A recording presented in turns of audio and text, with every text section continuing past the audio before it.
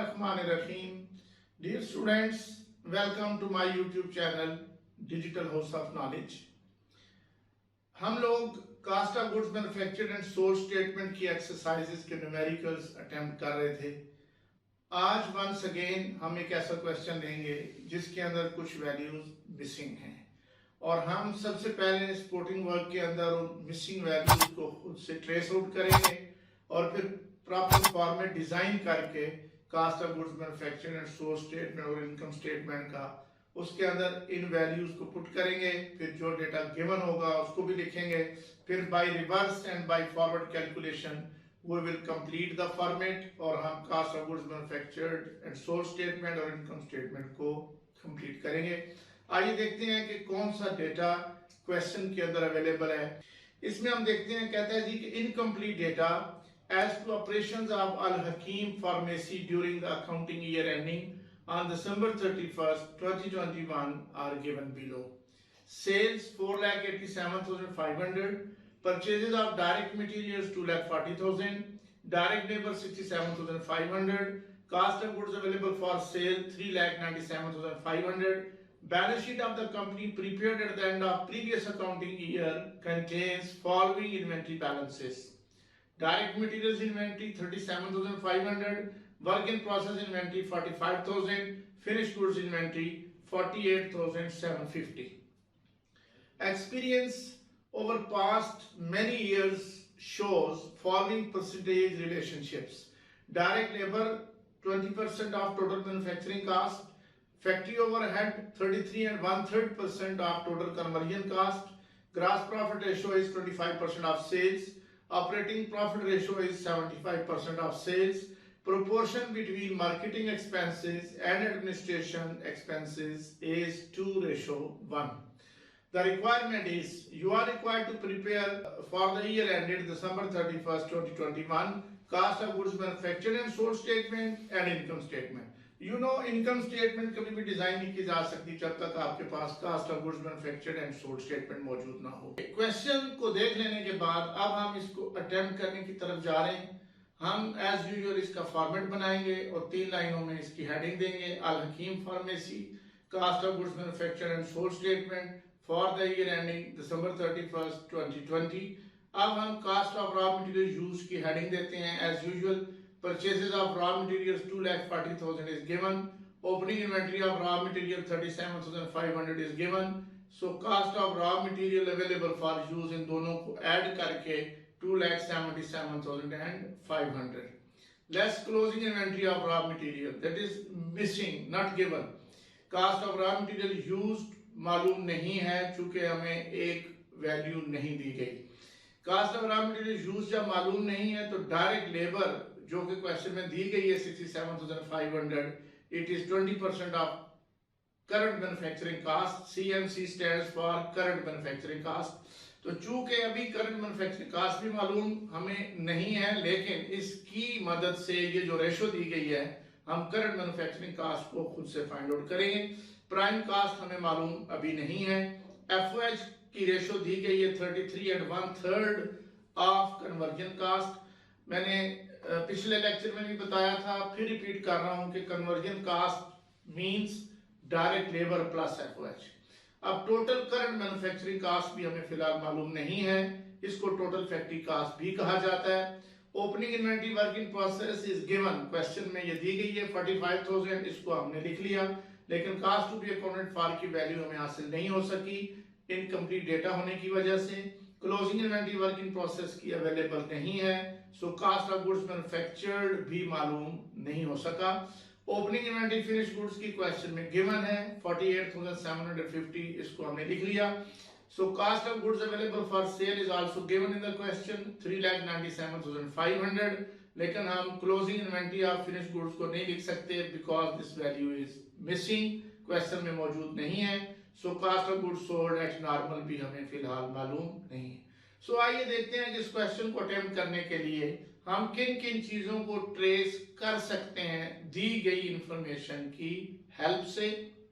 Cast of goods sold की value हम supporting work में कैलकुलेट करेंगे, फिनिश गुड्स की क्लोजिंग इन्वेंटरी कैलकुलेट करेंगे, कास्ट ऑफ गुड्स मैन्युफैक्चर्ड की वैल्यू कैलकुलेट करेंगे सपोर्टिंग वर्क के अंदर, करंट मैन्युफैक्चरिंग कास्ट की वैल्यू फाइंड आउट करेंगे हम, और फैक्ट्री ओवरहेड की वैल्यू फाइंड आउट करेंगे हम स्पोर्टिंग कैलकुलेशंस में।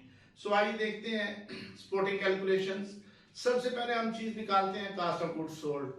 बड़ी मशहूर इक्वेशन, बड़ा आसान और सिंपल और मारूफ किस्म का फार्मूला कि CGS is equal to sales minus gross profit. अब सेल की वैल्यू क्वेश्चन में गिवन है जी 4,87,500। ग्रॉस प्रॉफिट रेशियो भी गिवन है 25% ऑफ सेल्स, यानी 25% ऑफ 4,87,500। तो ये परसेंटेज निकाली तो 121,875 आ गई। इसको 4,87,500 में से माइनस किया तो कास्ट ऑफ गुड्स सोल्ड की वैल्यू हम लोगों को मिल गई 3,65,625। अब फिनिश गुड्स की क्लोजिंग इन्वेंटरी भी फाइंड आउट की जा सकती है इस फार्मूला से कि cost of goods available for sale minus cost of goods sold. Cost of goods available for sale already available है हमारे पास 3,97,500। इसमें से हम कास्ट ऑफ गुड्स सोल्ड जो हमने ऊपर कैलकुलेट किया अभी 365,625, इसको माइनस किया तो डिफरेंस 31,875 आ गया। This is value of finish goods closing inventory. गोया दो चीजें फाइंड आउट हो चुकी, कास्ट ऑफ गुड्स सोल्ड और फिनिश गुड्स क्लोजिंग इन्वेंटरी। अब हम एक तीसरी वैल्यू भी फाइंड आउट कर सकते हैं स्पोर्टिंग कैलकुलेशन में, कास्ट ऑफ गुड्स मैन्युफैक्चर्ड। इसका फॉर्मूला हमारे पास cost of goods available for sale minus opening inventory of finish goods. You people know कि cost of goods available for sale भी क्वेश्चन में गिवन है, ओपनिंग इन्वेंटरी फिनिश गुड्स की भी given है। दोनों वैल्यूज को मेंशन किया 3,97,500 माइनस 48,750, तो हमारे पास आ गया 3,48,750। This is cost of goods manufactured. अब इसके बाद हम करंट मैन्युफैक्चरिंग कास्ट को खुद से कैलकुलेट कर सकते हैं। ये जो एक इंडिकेटर हमें दिया गया था कि direct labour is 20% of current manufacturing cost. CMC stands for current manufacturing cost.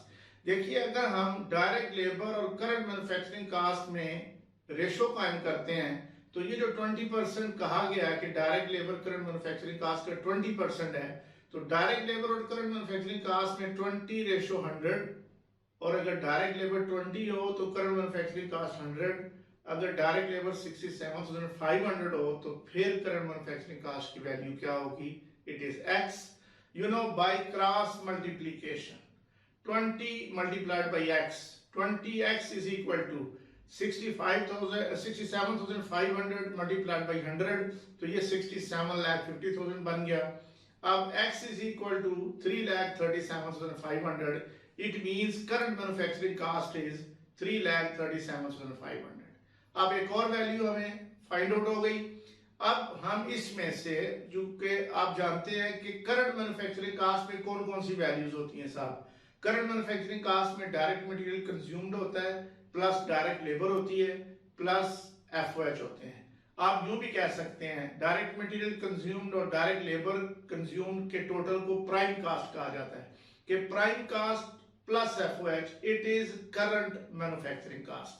और आप जो कन्वर्जन कास्ट होती है, इस कन्वर्जन कास्ट यानी करंट मैन्युफैक्चरिंग कास्ट में से अगर आप मटेरियल यूज निकाल दें तो बाकी रह जाती कन्वर्जन कास्ट। मैं वहां से रिपीट करने लगा हूं जी। करंट मैन्युफैक्चरिंग कास्ट में 3 एलिमेंट हैं, material consume, direct labour plus FOH। अगर आप करंट मैन्युफैक्चरिंग कास्ट में से मटेरियल कंज्यूम निकाल दें, बाकी लेबर और FOH रह जाते हैं, और लेबर और FOH को कहा जाता है कन्वर्जन कास्ट। अब आप देखिए, आपको एक रेशो क्वेश्चन में FOH की यूं दी गई है कि FOH is 33 1/3% of conversion cost. It means कि अगर डायरेक्ट लेबर और FOH का रिलेशनशिप देखा जाए तो अगर FOH 1/3 है, यू नो 33 1/3 बेसिकली 1/3 को कहते हैं। अगेन रिपीट करने लगा हूं, 33 1/3% बेसिकली 1/3 को कहते हैं। अब अगर FOH 1/3 है तो it is matter of common sense कि direct labour 2/3। This is pure mathematics. अब कन्वर्जन कास्ट की इक्वेशन अगर एस्टेब्लिश की जाए तो conversion cost is equal to direct labour plus FOH। So conversion cost is 1, direct labour is 2/3, FOH is 1/3। Direct labour और FOH का relationship आ गया 2/3 रेशो 1/3। अब डायरेक्ट लेबर अगर 2/3 हो, FOH 1/3 होती है, और अगर डायरेक्ट लेबर 67,500 हो which is given in the question, फिर FOH कितनी होगी, x value. So by cross multiplication, हमने इससे पिछले अपने लेक्चर में भी क्रॉस मल्टीप्लीकेशन के कॉन्सेप्ट को अंडरस्टैंड किया हुआ है, सो इस पे मैं आप ज्यादा डिटेल्स में नहीं जाऊंगा। सो बाय क्रॉस मल्टीप्लीकेशन x की वैल्यू फाइंड आउट हो गई 33,750, x stands for FOH, FOH की वैल्यू आ गई 33,750। अब हमने 5 मिसिंग वैल्यूज को ट्रेस कर लिया है जी। अब ये पांचों वैल्यूज अगर आप उस फॉर्मेट के अंदर जो कि आपने बनाया जिसमें खाली जगह छोड़ी थी, ये पांचों वैल्यूज अगर उसके अंदर आप लोग लिख लें, फिर by forward and by reverse calculation you may arrive at your answer, आप अपने आंसर तक पहुंच सकते हैं। मैं ये अर्ज कर चुका हूं कि आपने इसको अपनी नोटबुक पर आपने आज खुद डिजाइन करना है, फिल इन द ब्लैंक्स करनी है खुद से, और फिर जो वैल्यूज अभी भी मालूम नहीं होंगी उन्हें by reverse and by forward calculation आपने खुद से फाइंड आउट करना है। तो आपके पास कुछ इस तरह का आंसर आएगा कि purchases of raw material already question में मौजूद है, ओपनिंग इन्वेंटरी रॉ मटेरियल की मौजूद है, cost of raw material available for use आपके पास है। अब क्लोजिंग इन्वेंटरी आपके पास आएगी 41,250, cost of raw material use 2,36,250 आ जाएगा, डायरेक्ट लेबर 67,500 होगी और प्राइम कास्ट 3,03,750 आएगा। FOH की वैल्यू आपने खुद कैलकुलेट की है 33,750 रिपोर्ट करेंगे। टोटल करंट मैन्युफैक्चरिंग कास्ट आपने खुद कैलकुलेट की थी 3,37,500। ओपनिंग इन्वेंटरी वर्किंग प्रोसेस की 45,000 है, तो cost to be accounted for आ गई 3,87,500। अब कास्ट ऑफ गुड्स मैन्युफैक्चर्ड आपने खुद कैलकुलेट की है स्पोर्टिंग वर्क में, तो कास्ट ऑफ गुड्स मैन्युफैक्चर्ड भी मालूम हो और cost to be accounted for भी मालूम हो, तो closing inventory work in process की इजीली फाइंड आउट की जा सकती है। उसके बाद ओपनिंग इन्वेंटरी फिनिश गुड्स की आपने ऐड की, और cost of goods available for sale already मौजूद थी आपके पास, तो कास्ट ऑफ गुड्स सोल्ड भी आपने खुद से कैलकुलेट किए स्पोर्टिंग वर्क के अंदर 3,65,625। तो इस तरह cost of goods available for sale और कास्ट ऑफ गुड्स सोल्ड का डिफरेंस 31,875 आ जाएगा।